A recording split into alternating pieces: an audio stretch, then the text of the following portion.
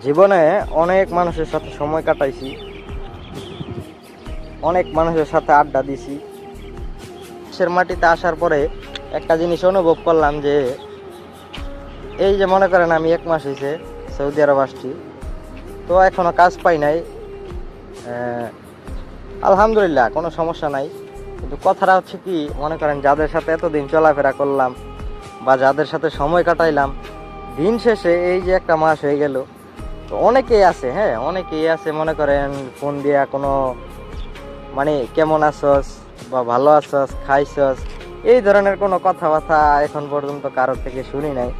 তো দিন শেষে কাদের সাথে সময় কাটাইলাম বা কাদের সাথে চলাফেরা করলাম, এই জিনিসটা ভাবলে নিজের মানে অনেক ছোট মনে হয় নিজের কাছে, যে না, জীবনে অনেক বড় ভুল করলাম। তো বাস্তবতা বড়ই কঠিন, বুঝছেন, এটা আসলে মেনে নিতে হবে, করার কিছু নাই। বাস্তবতা খুবই কঠিন।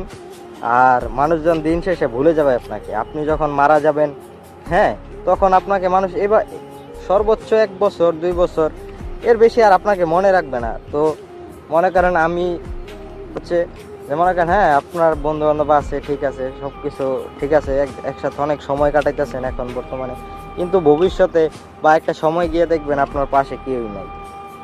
হ্যাঁ, আপনার জিজ্ঞেস করার মতো কেউ নাই যে কি অবস্থা, কেমন আছোস, এই ভালো মন্দ জিজ্ঞানির মতো দিন শেষে কাউকে পাবেন না।